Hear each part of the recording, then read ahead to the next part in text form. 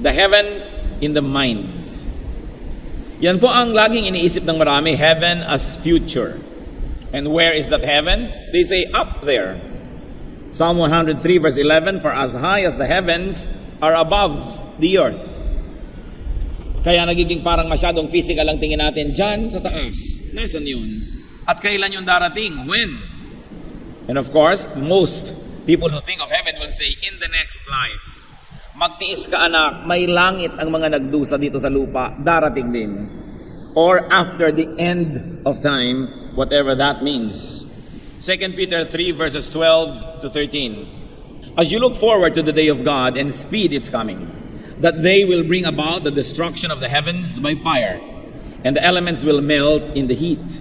But in keeping with this promise, we are looking forward to a new heaven and a new earth, the home of righteousness. And of course, a major Christian doctrine is to look forward to the heaven which is yet to come. When we talk about that heaven which is yet to come, especially when it comes to the point of view of many people and many religious orientations, people always ask how? How can we get there? And various prescriptions, according to religious scholar, are available. There are religious persuasions that say, by works. Kailangan magpakahirap ka, magdusa ka at maging malaparang impyerno sa hirap ang buhay mo para sa susunod, guminhawa ka. May mga ganun nagtuturo. Siyempre naman, mayroong teaching na by grace. Bigay lang talaga yan, hindi mo yan dineserve, wala kang ginawa para matamo mo ang bagay na yan.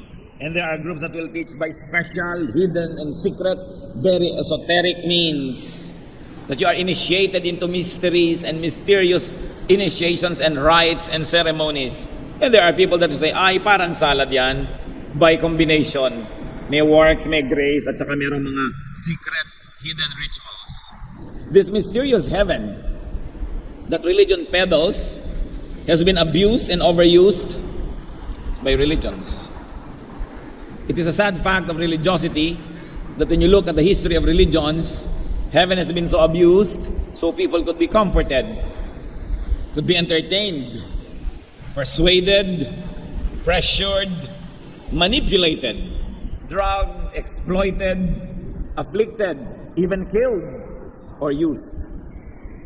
Hindi nabago sa ating pandinig na may mga nagtuturo na para pumatay ka para sa iyong relihiyon, diretso kang pupunta sa paraiso. Para mamatay ka para sa iyong pananalig ay meron kang napakalaking gantimpala doon sa kabilang buhay. Habang ang ganyang mga katuruan ay mayroong reflections sa Bible, a very deep and important analysis and study is required before you even go to religious wars to kill or be killed in the name of God. Kaya ang mga pinakamadudugo at mga pinakamahihirap na mga labanan na nangyari sa kasaysayan ng tao, kadalasan ay relihiyoso ang dahilan. That religious wars have registered some of the most bloody, some of the most horrible wars that humanity has ever gotten into. Kaya nga nagagalit ang Panginoon doon sa mga religious teachers na irresponsable, na ang gusto lamang ay libangin ang mga tao upang kanilang mapagsamantalahan. Ang gusto lang ay makonvert ang mga tao para maging bala nila sa kanyon, pamparami sa kanilang statistics, pampuno ng mga silya sa kanilang mga bahay dalanginan. Matthew 23:15, woe to you, teachers of the law and Pharisees. The Lord Jesus says, you hypocrites, you travel over land and sea to win a single convert, and when he becomes one, you make him twice as much a son of hell as you are. At sino ang kausap dito ng Panginoon? Yung mga teachers of the law, the teachers of the Bible. So maaari pala na ang mga mangaral, nagtuturo, maging ng mga katuruan sa Biblia, ay maging dahilan pa ng kapahamakan ng kanilang mga naturuan. Na mabuti pa sanang di na lang nila narating at di nila nahipo at hindi nila naihawa sa kanilang mga religious bias, sa kanilang mga self-righteous doctrines, sa kanilang mga katuruan na sumisira sa tao, na ang tao ay nagiging mapaghusga sa kapwa, nagiging mayabang, at nagiging palaaway sa pangalan ng Diyos. Sabi niya, sumpain kayo, mga guro. Hirap na hirap kayo na may mahikayat at pag nadala nyo sa inyong pananalig, ay ginagawa nyong doble pa ang pagiging masama kaysa sa inyo o kaysa sa mga dati nilang mga kalagayan. It is a sad fact of history that organize and institutionalize religion usually claim franchise and exclusive access to this heaven. Yung heaven na pinag-uusapan na darating pa, pinag-aagaw-agawan ng mga relihiyon na sila lang ang may susi patungo dyan.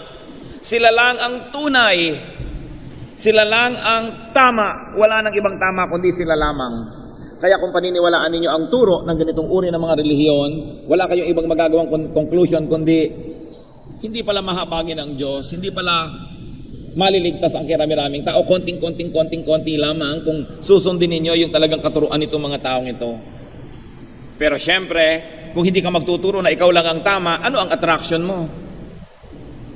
Kung hindi ka magtuturo na ikaw lang ang pinto patungo sa langit, ano ang magiging dahilan para ikaw ang piliin ng mga tao? Pero hindi po ganyan ang uri ng pagtuturo na pinairal ng Panginoon. Ang tinuturo niya, hindi lamang yung langit na darating pa na inaasam ng mga relihiyon, kundi yung langit na maabot kamay kahit na kanino. Because of the notion that there are people and there are groups that have exclusive franchise to heaven that is yet to come, the notion has given birth to nameless and boundless misguidance, deception, and abuse. That's why the Lord once more addresses these religious people, Matthew 23 verse 16, "Woe to you, blind guides." Mga bulag na taga-akay. Saan ba dadalhin ang bulag na taga-akay ang kanyang inaakay kundi pareho silang mahuhulog sa bangin? But yes, we believe of course that there is heaven that is yet to come. The Bible is very clear about that. It is a recurrent theme. But there is a heaven that many of us neglect. Kung tayo nasa Panginoon, wala na tayong inabangan kundi yung wala pa. But there is a heaven that is now. Let's take a look at heaven as now. What I call the heaven in the mind, and you may want to call it the same way if you agree. Where is it? It is here, in the heart, in the mind. Whatever your concept is of the center of one's personality. Hindi yung mga langit na ang mga poste ay Doric or Corinthian na parang mga Greek buildings. Hindi yung langit na mga marble floors at may mga ulap-ulap ang pinag-uusapan. The heaven that is in the heart and in the mind is primarily what Jesus wants people to have. Luke 17:20-21.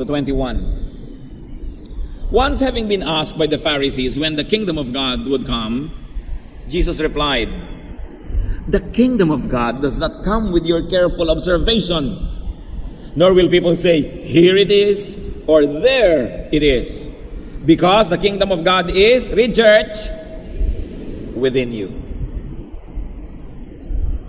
This is a world of meanings, often neglected by many people because they are obsessed with the heaven up in the clouds. Sabi sa kanya ng mga Pharisees, teachers of the law, religious leaders and experts, kailan ba naman darating ang kingdom of God?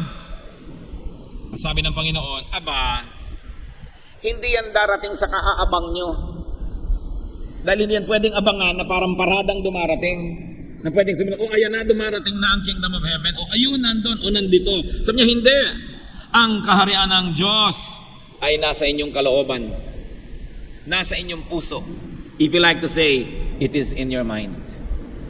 Pero hindi yung negatively speaking na in the mind meaning haka-haka lamang at hindi totoo. Kundi nasa inyong kaibuturan ng pagkatao. The kingdom of God that Jesus was always talking about is a kingdom in spirit. John 1:12, "Yet to all who received Him, who believe in His name, He gave the right to become children of God." So pag tumanggap ka na sa Kanya, nanalig ka na, anak ka na ng Diyos, therefore you are a citizen of heaven. At alam niyo po yung citizens, wherever they go, they are protected by their embassy. That's why the church is the embassy of heaven on earth.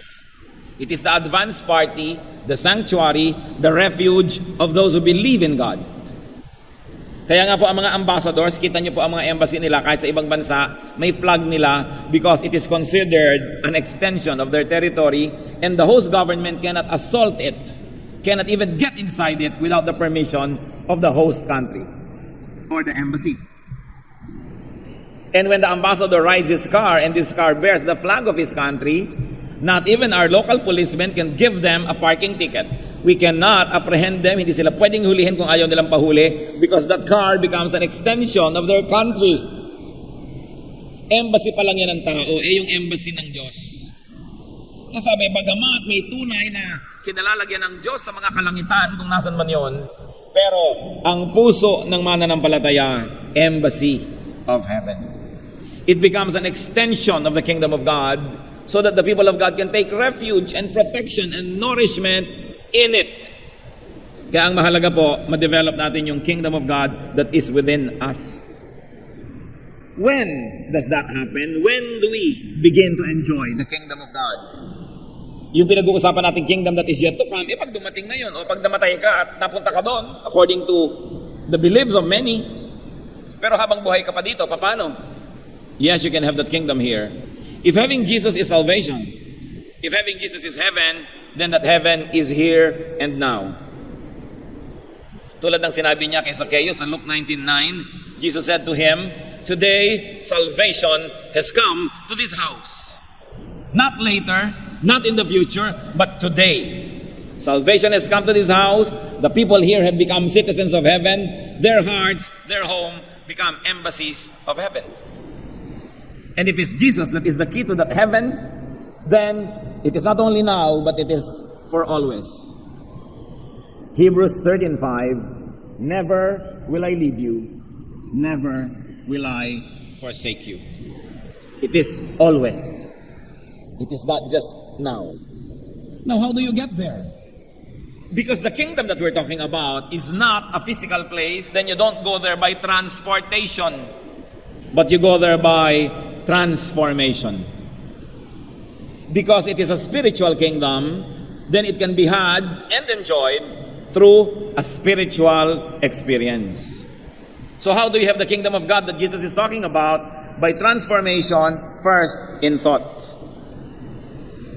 Because it is in the mind. So if you're going to change the contents of your mind, you have to change the way that you think. Romans 12:2. Do not conform any longer to the pattern of this world, but be transformed by the renewing of your mind. Then you will be able to test and approve what God's will is, His good, pleasing, and perfect will. Huwag na daw makiayon sa paraan ng pag-iisip ng sanlibutan, kundi baguhin ang lahat-lahat at magbago sa pamamagitan ng pagbabagong loob, pagbabago ng isip, pagbabago ng paraan ng pag-iisip. Sapagkat kung nagbabago tayo ng paraan ng pag-iisip, mababago ang paraan ng ating pagkilos, mababago ang ating mga gawa, mababago ang ating mga kinakahiratian at ang ating mga habits, mababago ang ating pagkatao, therefore mababago ang lahat. Kahit ang buong paligid mo hindi nagbago. Dalawa po, at least two, dahil marami yan, there are at least two forms of reality that we can experience. One is the reality that is physical. Yung nangyayari. Halimbawa, meron kayong asawa o kasintahan o mahal sa buhay in a romantic way at nakita nyo nakikipagyakapan sa iba, kitang-kita nyo, reality happening physically, ano mangyayari, mararamdaman ninyo?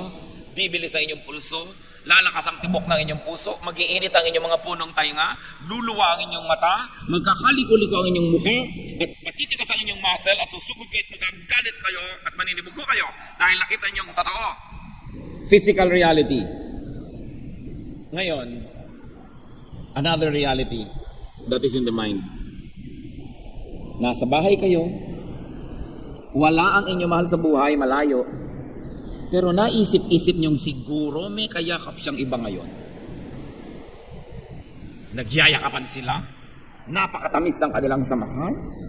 Anong mararamdaman niyo? Bibili sa inyong pulso, lalakas ang tahip ng inyong dibdib, maninigas sa inyong mga muscle, magkakaliko-liko ang inyong mukha, mag-iinit ang punong tainga niyo. Lahat ng nangyayari, pag physically na nangyayari yon, mangyayari sa inyo. Pero, it's all in your mind.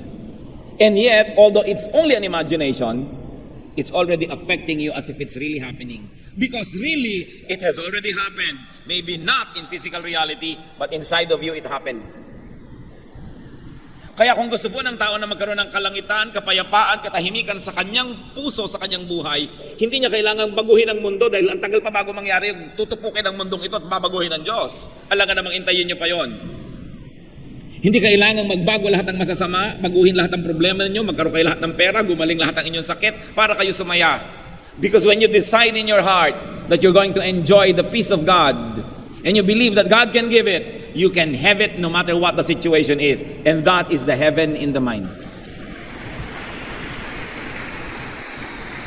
At iyon ang marapat nating naisin na makamtan habang hinihintay natin yung physical, tinatawag nating real heaven.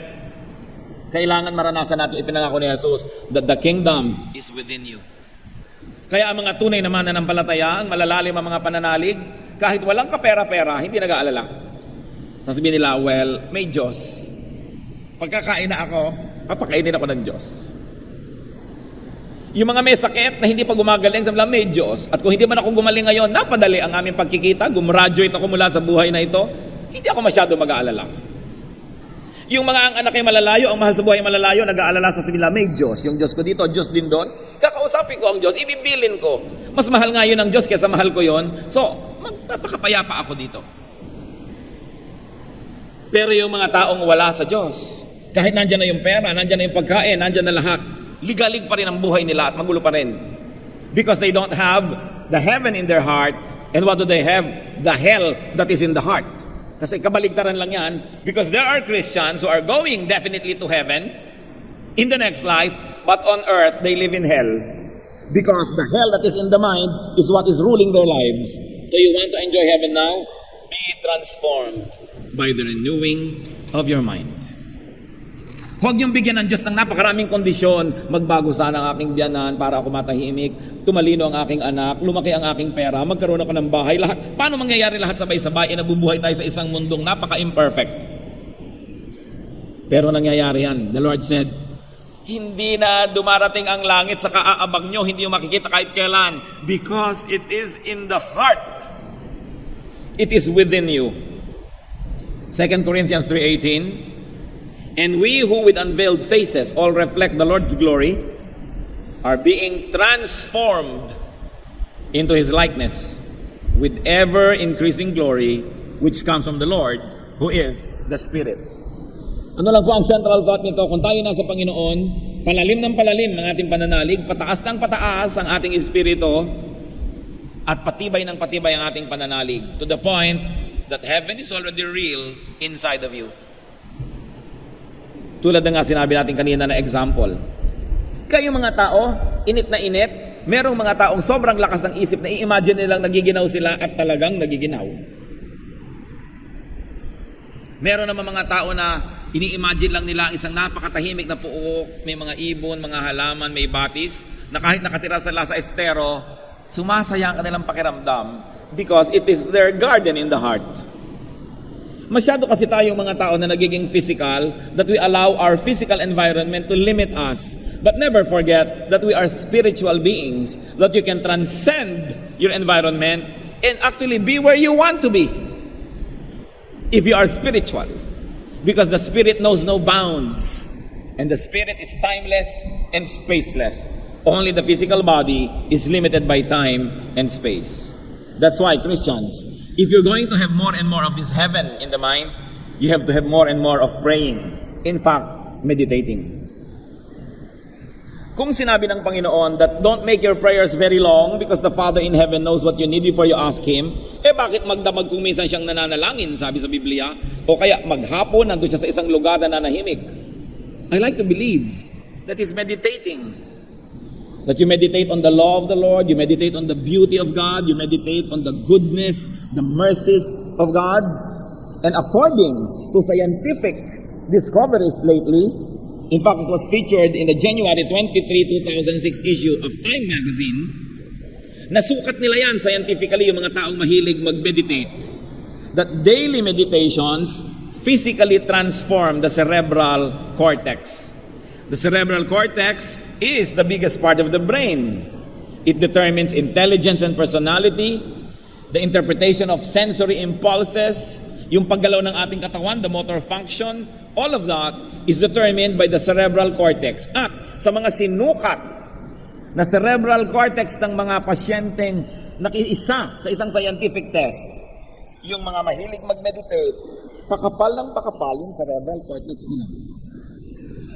When your brain changes physically, it will change the way it functions. When its functions change, your thought patterns will change. When your thought patterns change, your behavior will change. When your behavior changes, your personality changes. That's why you can make heaven on earth if you know how to tune into God through meditation. At yan ang nawawala sa ating buhay. Pati yung mga tinatawag nating magko-quiet time, actually 5 minutes. Nauso na yung 1 minute with God, 5 minutes with God, na parang ganun lamang pala ang pakikipagniig sa Diyos. Basahin ng isang verse, basahin yung explanation, sasabihin sa iyo ng instruction, pray about this, and pray ka ng konti, and you think na nagbulay-bulay ka na. No wonder there is so much spiritual weakness and failure because we have very little meditation and aloneness with God. It is a spiritual activity that is personal, that every Christian must develop. Yung pakikipagniig sa Diyos. Tulad na ang ginagawa ng mga sinaunang Pilipino na lagi nakikipagniig sa mga bagay na lampas sa physical. Kaya nga po tulad ng aking na-share na sa marami, pagdating ng mga Kastila at hanggang nakaalis na lang sila, hindi pa naintindihan kung bakit ang mga Pilipino ay lagi nasa duyan. Bakit nga ba laging idinuduyan ang mga Pilipino? Bata pa lang sa duyan, paglaki ibang duyan naman, at pagtanda, silyon, nauugoy-ugoy pa rin. Sabi na pagkatatamad ng lahing ito, lagi ko ugoy-ugoy. Ang di nila nababatid, at marahil, ewan ko kung batid nyo, ha? Ang ating mga ninuno, actually nagbubulay-bulay pagka nagduduyan. Pagka uugoy-ugoy, si silyon-silyon, ay sila ay nag-iisip-isip, nagninilay-nilay, nagmumuni-muni. At sigurado sa ibang mga languages ng Pilipinas, may equivalent yung mga salitang yan. Nang ibig sabihin lang, nililimot ang physical environment at iniisip o kaya ay nakikiisa doon sa mas mataas na level of consciousness. No wonder our old people, though they may not have been formally schooled and trained in higher levels of academic institutions, no wonder they are full of wisdom. Bakit ang mga lolo't lola natin, lalo na noon, pag humingi ka ng payo, magagandang mga salita ang lumalabas sa kanilang bibig, mahuhusay ang mga kanilang mga pananaw sa buhay, sapagkat nasusuri nila ang buhay, nalalaman nila ang mga mahalaga at hindi, kaduduyan at kasisilyon. Yung mga sociologists ngayon, psychologists, psychiatrists, ano po ang kanilang ina-advance na mga dapat gawin daw ng modern persons? The art of doing nothing. Gusto nilang ibalik doon ng tao dahil sobrang naging busy. Pag-gising, magbubukas na ng radyo o TV kahit hindi nanonood. Kahit naglalaba, naglilinis, may umaandar na kung ano dyan, hindi na nabakante ang isip, lagi na lang may bombardment. May nakasaksak pa sa tenga, napapakinggan, lagi na lang may binabasa, lagi na lamang na may pinapanood, walang katahimikan. Kaya mahalaga po yung pagbubulay-bulay because it has been scientifically proven, although we don't need to be persuaded by science to believe what the Bible says, but it is nice that science not only accepts but also proves na talagang may nangyayari pagka madadasalin ng tao. So manalangin. Kailangan natin ng pagbabago ng isip. Hindi natin kumisan na lubos na naunawa ang halaga ng pag-isip. So paano natin bababago ang ating buhay? Kailangan baguhin ang pinagagagawa ng utak na ito, ang ipinag-uutos niya sa atin at pinag-iisip niya. That's why the Bible says very, very clearly, be transformed by the renewing of your mind. So kung dati tayong pala reklamo, gusto niyo magkaroon ng heaven on earth, baguhin ang ugali at huwag lagi nagre-reklamo. Maghanap naman kayo ngayon ng mapupuri, then you will begin to see beautiful things. Kung dati kayong laging galit, baguhin niyo naman, gawin niyo naman kayo maibigin. Dati kayong lagi ng maramdamin, baguhin. Gawin natin na mapagtanggap tayo ng mga sinasabi ng iba kahit na nakakasakit at sabihin natin, hayaan mo, opinion mo lang yan. I don't think that's my opinion about myself, so I will never permit your opinion to hurt me. And I forgive you. Yung dati tayong maiinipin, hinahabaan mo ang iyong pasensya. So, sa pagbabago ng pag-iisip, mababago ang lahat. Huwag niyong asahan na babaguhin ng Diyos ang planeta para tayo sumaya. Dahil, yung merong outdoor activity, ayaw niyang umulan. So, ang dalangin niya sa Diyos, Diyos ko po, huwag mong papaulanin bukas. Pero, yung mga magsasaka, Diyos ko po, paulanin mo na bukas. So, kung yung gagawin sa kapaligiran mo ang magdedetermine ng ikaliligaya mo, anong gagawin ng Diyos? Iba-ibang hinihingi ng tao, alangan mang umuulan sa'yo, tahimik sa kanya tuyo. Pero kung umulan naman at hindi, determined ka sa puso mo na makita yung blessing ng Lord doon, you will always be blessed. Kaya may pera ka't kaya wala, kung determined ka na, pagka meron, isa-celebrate ko ang goodness ng Panginoon, at pag wala, lalo ko namang isa-celebrate yung dependence ko sa Kanya. So, kaya wala at kaya meron, payapa ang buhay mo. Nasa pag-iisip ang lahat. Mga kapatid, lalo ang matatagal na sa Panginoon. Kung meron kayong dating mga personality problems, o kaya mga difficulties, at nandyan pa rin hanggang ngayon, isa lang ang nakakatiyak na pwede natin sabihin, sa hinaba-haba ng pagkakristyano nyo, at sa dinami-rami ng narinig nyong verses, di nyo pa rin binago ang inyong pag-iisip. Kaya, ganyan pa rin tayo. Walang ibang pwedeng sisihin. Kung lagi ka na lamang nagdedemand na mapansin ka, lagi kang magtatampo. Kung lagi kang naghahanap na ikaw yung center of attraction, lagi kang mabibigo, at lagi kang magiging walang kwenta dahil nang aagaw ka lagi ng eksena ng iba. Change the way you think, and the world will suddenly become heaven on earth. So be transformed in thought and be transformed in deed, as we have been saying. Luke 19:8, but Zacchaeus stood up and said to the Lord, Lord, look, here and now, I gave half of my possessions to the poor. And if I have cheated anybody out of anything, I will pay back 4 times the amount. So ano pong pinag-uusapan dyan? Si Zacchaeus, sa tax collector, mukhang pera, maraming dinaya, encountered the Lord, and suddenly he changed the way he thinks, or he thought. At sabi niya, yung pagpapahalaga ko nun sa pera, babalik na rin ko na ang papahalagahan ko yung katotohanan, katwiran, tao at Diyos. So Lord, ibabalik ko na sa mga dinaya ko ang aking mga kinupit, ipapamigay ko sa mahihirap ang iba kong kayamanan, iibahin ko ang buhay ko. Bakit iibahin? Kasi naiba ang pag-iisip. Bakit naiba? Dahil nakita niya si Kristo. So it's also a transformation in essence and spirit that is important. Exodus 34:29, when Moses came down from Mount Sinai, he was not aware that his face was radiant because he had spoken with the Lord. Pati ang mukha niya ay kumikinang at lumiliwanag dahil nakapanayam niya ang Panginoon. May pagbabago talaga yung mga napapaharap sa Diyos. 1 Corinthians 6:11, and this is what some of you were, meaning mga dating nasa kasalanan, but you were washed, you were sanctified, you were justified in the name of the Lord Jesus Christ and by the Spirit of our God. So pwedeng mabago ang lahat sa pamamagitan ng ating pananalig at pagsunod sa Panginoon.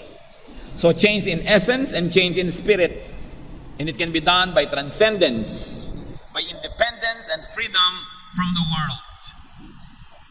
Hindi ka masaya lang pagka merong tubig, kahit wala masaya ka. Hindi ka masaya lang pagka maganda ang panahon. Masaya ka rin kahit umuulan. At mga kapatid, gusto ko pong bigyan ng puna ito, huwag niyong sinasabing bad weather. There is no such thing as bad weather. Because weather comes from God. Kahit kumikidlap-kidlap, nare-recharge ang electrons ang ating atmosphere. Kailangan ng planeta ang mga kidlat. Tumabi-tabi ka lang nang huwag kang tamaan. Pag malakas ang hangin at may bagyo, nare-replenish ang mga energies ng mundo. Binabalanse ang mga imbalances. Yung sobrang init dito, inaalis. Yung sobrang lamig, inaalis. Kaya lumalakad ang mga init at lamig. Huwag ka lang pakalat-kalat para di ka sipunin. Don't say bad weather. You might want to say rainy weather. You might say windy weather. You might say ang lakas ng ulan, ang lakas ng kulog, ng kidlat. Pero huwag niyo sabihin masungit at masamang panahon. Dahil galing din yan sa Diyos. Appreciate natin yan. John 16:33, I have overcome the world. Kaya kong sumaya kahit pinapalungkot ako ng mundo.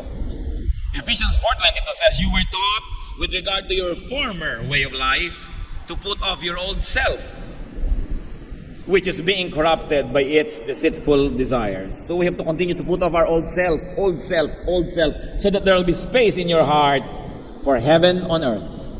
For heaven that is in the heart and in the mind. And of course, we get transformed by association with Jesus. When you are associated with Jesus, changes will happen. Naturally. Yung mga dating dungo na mga di nag-aral, mga mahiyain at may mga inferiority complex na mga probinsyano, tulad ng mga disciples ng Panginoon, sa Acts 4:13, when they saw the courage of Peter and John and realized that they were unschooled, ordinary men, they were astonished and they took note that this man had been with Jesus. Nagulat sila, ba't ang lakas daw loob ng mga taong yan? May mga PhD ba para magturo? Mayayaman ba yan? Walang pinangingimian? Nagsasalita ng gustong sabihin kahit sino kaharap? Bakit wala silang inferiority complex? At sabi niya, ay oo nga, kasama ni Jesus. Kaya dapat lang, asahan mo na merong boldness. Kaya mga anak ng Diyos, kung si Jesus nasa inyo at si Jesus sa inyong Panginoon, you have no business feeling inferior to anybody. Hindi kayo dapat may mga mahihiyain ako, hindi ako makakanta, hindi ako makabasa na para kayong bulating na mimilipit na kinakagat ng langgam tuwing tinatawag para magbasa ng Bible. Hindi bagay sa mga anak ng Diyos yan. They remembered that this man had been with Jesus. Kaya kahit hindi sila nakarating sa mataas na paaralan, malalakas sa mga loob, hindi mga mahihiyain, ganyan ang Espiritu ng Diyos, pinapalaya tayo mula sa ganitong mga inferiority complex. Kaya huwag kayong magpatuloy sa ganitong mga di magandang mga kaugalian na ayoko, nahihiya ako, huwag akong umaten, baka ako matawag. Hindi bagay yan sa mga anak ng Diyos. Because we must have the spirit of strength and courage. Although we should still be proper. Hindi naman sobra tayo mga presko at mga mayayabang, pero hindi tayo dapat mga dungo at mga mahihiyain dahil anak tayo ng Diyos. At ano pa? The change of essence by connection. When you are connected with the Lord, you will be powerful. John 15:5, I am the vine. Jesus speaking here. You are the branches. If a man remains in me and I in him, he will bear much fruit. Apart from me, you can do nothing. So may magagawa tayo basta lagi tayong nakakonekta sa Panginoon. So how not to miss? In fact, how to enjoy this heaven now? Claim it. It's there for you to claim. Pero dapat siyempre makilala yan. Matthew 13:44-45. The kingdom of heaven is like treasure hidden in a field. When a man found it, he hid it again, and then in his joy went and sold all he had and bought the field. Again, the kingdom of heaven is like a merchant looking for fine pearls. At ano daw po ang ginawa ng merchant ito? Nung makita niya yung pearl of great value, ibinenta niya lahat ng kanyang alahas para ma-afford niyang bayaran at kunin yung pearl of great value. When you recognize the kingdom of God, pay with it. Pay for it with everything you've got. Ang kapayapaan pala ay kalimutan nyo itong si bigote, kalimutan because you have found the pearl of great value. Ang katahimikan pala ay tigilan nyo ang pandaraya kahit na maraming perang binibigyan sa inyo. Tigilan yan, ibayad yan, bilhin yung pearl of great value which is the kingdom of heaven. Ang kingdom of heaven pala ay buhay na malinis at hindi immoral, pues kalimutan ng mga immorality kahit nagbibigay ng pleasure because you pay with everything you have for the kingdom of heaven that you have discovered. May bayad. Hindi naman pera ang bayad dyan. Ang bayad lang ay pagpili. Pinipili mo ito kaysa sa iba. Pinipili mo ang kapayapaan kaysa sa gulo. Pinipili mo ang kabanalan kaysa kasalanan. Pinipili mo ang katuwiran kaysa kalikuan. So you pay because you now will have to abandon even bad habits that have become parts of our lives. But when you find the kingdom of God, pay for it with everything you've got because it's worth it. Hindi dapat panghinayangan ang mga sakripisyo, ang mga tinatanggal sa buhay at mga pinuputol na relasyon para lang lubos na maghari sa ating puso ang kaharian ng Diyos. Sapagkat isa lang ang kausa sa puso mo at any given time, you cannot serve God and other gods. Kailangan pumili ka. At ang mahalaga, makita natin ito ang mahalaga, ito ang kailangan ko. Kaharian ng Diyos, langit sa puso ko, kapayapaan, paraiso dito sa lupa. Kailangan baguhin ko ang aking buhay, ang aking pag-iisip. And it will be yours. So you've got to claim it, recognize it. Or baligtarin nyo, recognize it first, then claim it. But you've got to have the heart and the eyes to see that this is what you need. And usually what we need is not what we want. And what we want is not always what we need. Nakilala ni Nicodemo si Jesus sa dinami-rami ng mga naging teacher sa Israel. Sabi niya, alam ko kayo galing sa Diyos. Nakilala niya. Si Peter, sa dinami-rami ng opinyon ng mga tao tungkol kay Jesus, sabi niya, "You are the Christ, the Son of the living God." Nakilala niya. At si John, sa John 6:66-69, yung mga natutuwang sumunod kay Jesus dahil lagi napapagaling, napapakain, etc., etc., nung turuan niya ng mahihirap na bagay, nag-alisa na yung iba. From this time, many of his disciples turned back and no longer followed him. Iniwan nila si Jesus. "You do not want to live too, do you?" Jesus asked the 12. Simon Peter answered him, "Lord, to whom shall we go? You have the words of eternal life. We believe and know that you are the Holy One of God." So nung marami nang umaalis, nung matalikod kay Kristo dahil mahirap na ang mga itinuturo niya, sabi niya doon sa mga 12 na ito, "O kayo, hindi niyo naman gustong iwan din ako, ha? Bakit naman po namin kayo iiwan? Kayo ang pinagmumulan ng mga salitang nagbibigay ng buhay." So sabi nila Peter dito, kahit mahirap, kahit hindi namin laging nauunawaan, kahit na ang buong mundo'y tumalikod, hindi namin gagawin because we knew you.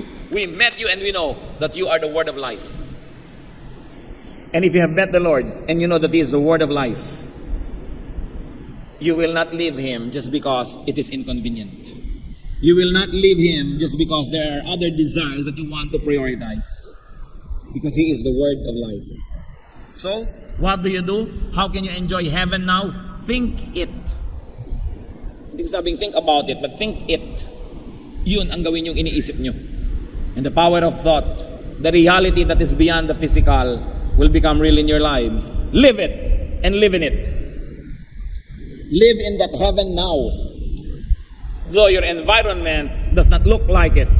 Remember, it is in the heart. It is within you. Ang kagandahan ng langit na ito, kaya niyong dalhin kahit saan kayo pumunta. You dignify a place by being there. You bring heaven with you. That's why it is important that we become ambassadors, extensions of the kingdom of God.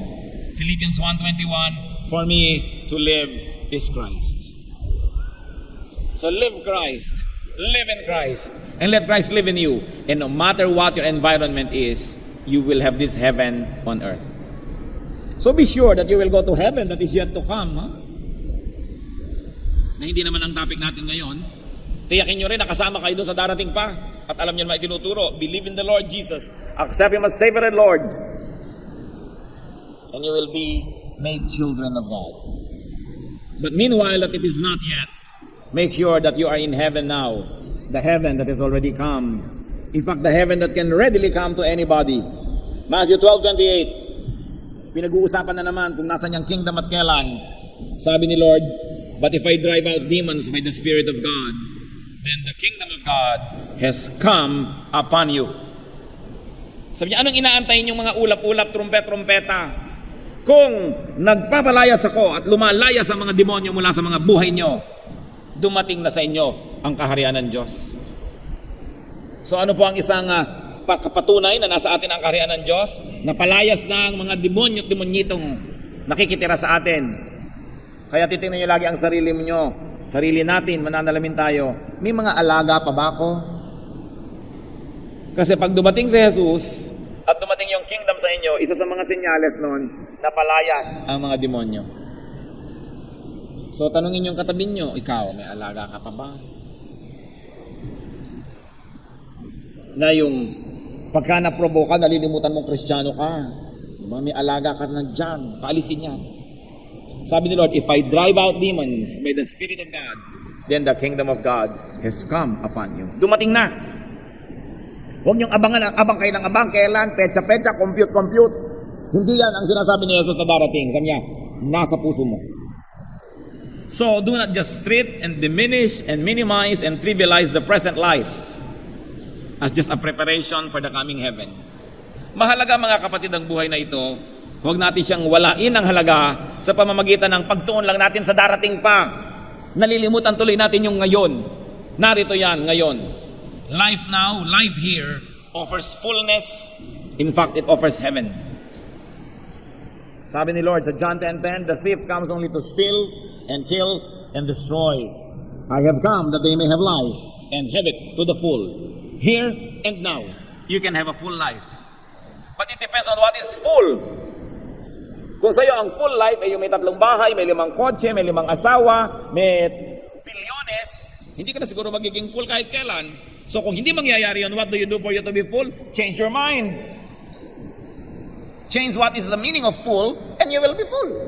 It's all in the mind. So what is important for us is to find, to experience, to enjoy, and to share this heaven now. Brothers and sisters, with the help of God, you can create this heaven in your heart, in your home, in your community, in our church, in our nation, on earth. Heaven on earth.